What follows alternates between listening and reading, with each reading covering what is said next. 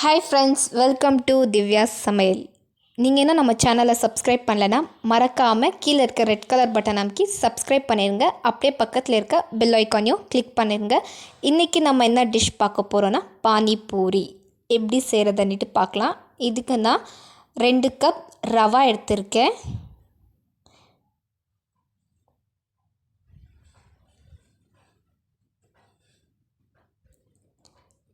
இது கூடவே 2 ஸ்பூன் மைதா சேர்த்துக்கலாம்.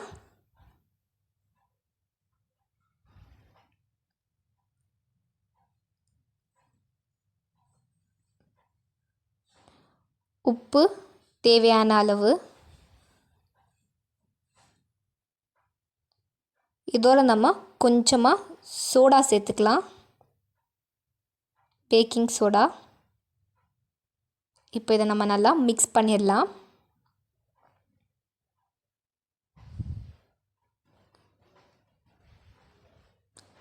இப்போ இதில் நம்ம தண்ணி சேர்த்துக்கலாம்.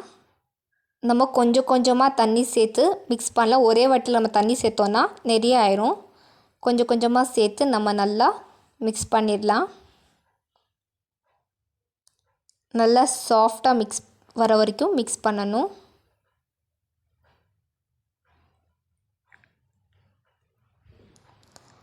இப்போ இதை நம்ம மூடி போட்டுடலாம். இப்போது பானி எப்படி செய்கிறதுன்னு பார்க்கலாம். இதுக்கு கொத்தமல்லி, புதினா கைப்பிடி அளவு எடுத்துக்கோங்க. கொத்தமல்லி, புதினா, 2 பச்சை மிளகா, இஞ்சி ஒரு துண்டு. இப்போ இதை நம்ம கொஞ்சமாக தண்ணி சேர்த்து மிக்ஸ் பண்ணிட்டா மிக்சியில். இப்போ இதில் நான் அதே ஜாரில் ஒரு 4 கப் தண்ணி சேர்த்தேன். இப்போ இதில் நம்ம மிளகாத்தூள்,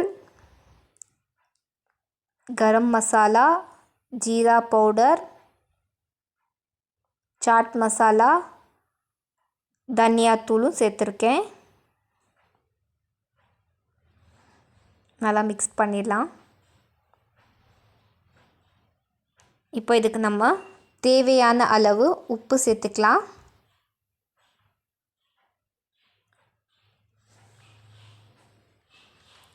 இப்போ இதையும் நல்லா மிக்ஸ் பண்ணிடுங்க. இப்போ இதுக்கு நம்ம புளி சேர்க்கலாம். கொஞ்சமாக புளி சேர்க்கலாம், ஏன்னா நம்ம லெமனும் சேர்க்க போகிறோம். இப்போ இதுக்கு 1/2 லெமன் எடுத்திருக்கேன் நான். இப்போ இதையும் நல்லா மிக்ஸ் பண்ணிடலாம். பானி ரெடி ஃப்ரெண்ட்ஸ்.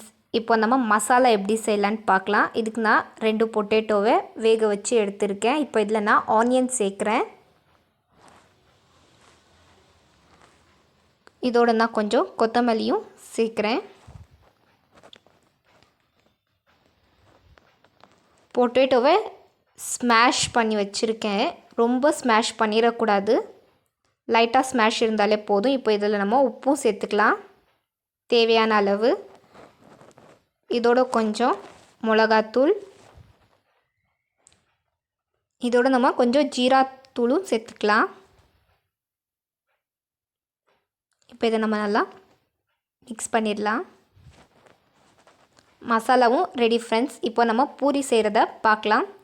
பாருங்கள், மாவு நல்லா ஸ்பாஞ்சு மாதிரி நல்லா ஆயிடுச்சு. இது நம்ம தொட்டால் கையில் ஒட்டக்கூடாது.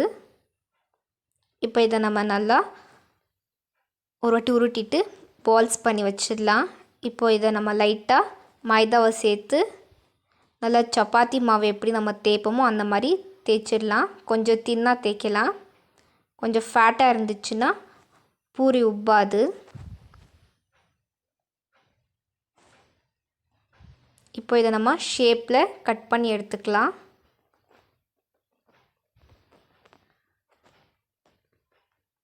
சின்ன ரவுண்ட் ஷேப் எடுத்துக்கோங்க. நம்ம வாய்க்குள்ளே போகிற சைஸ் அளவு இருந்தால் போதும்.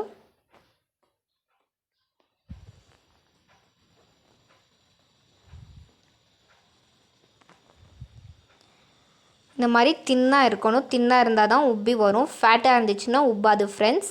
நீங்கள் இதை தின்னாக இருக்கிற மாதிரி நல்லா தேய்ச்சிக்கணும். இப்போ இதை நம்ம ஆயிலில் போட்டு எடுத்துடலாம். இந்த மாதிரி உப்பி வரும் நம்ம தின்னா தேய்ச்சா.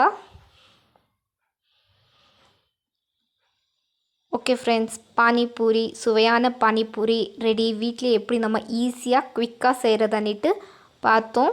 இதை நீங்கள் வீட்டில் செஞ்சு பார்த்துட்டு எப்படி இருக்குன்னிட்டு மறக்காமல் கமெண்ட் பண்ணிடுங்க ஃப்ரெண்ட்ஸ்.